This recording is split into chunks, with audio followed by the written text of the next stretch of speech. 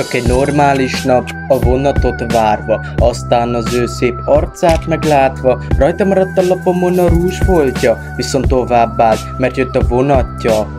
Úgy remélte, találkoznak még egyszer, és talán nem választja őket szét a rendszer, amit a földön csak úgy neveznek, hogy munka. A faszopó főnök meg elmehet a buszba. A kibaszott szél megint elfújta a lapját, amikor újra látta, feldobta a napját, integetett neki, de nem vette észre a főnöke, meg állandóan nézte, gondolkozott, hogy hogyan jelezhet neki, a papírdobálása csak a szabályokat szegi.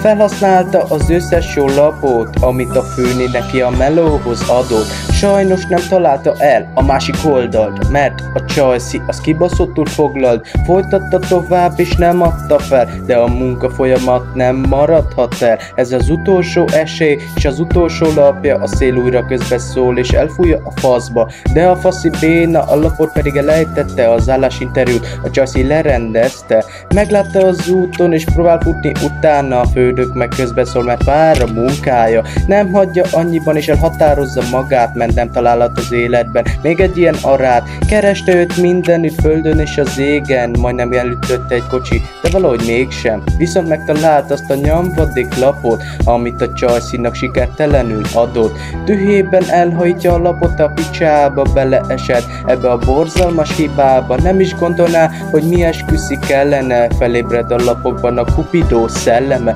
Sorsnak az erője tornádokban ébrednek, mert ezek is tudják, mik azok az érzelmek. Megtalálják az utcán szegény fickót, és segítenek keresni neki egy női cickót. A lapok rákadnak szó szerint, mint a bogarak, a gyillok motherfucker, a beatre, mit odarak. Eközben a csajszihoz is el kéne menni, viszont a lapocska furcsa volt neki. Elkezdett gyors ütemben utána futni, hogy hova vezeti őt, azt nem lehet tudni. Ezek hívták maguk ellen a sorsukat, ettől pedig testvérem fent hordják az orrukat. Megmondtam az elején, ott találkozni fognak, nem számít nekik, hogy miket el nem dobnak maguk mellett.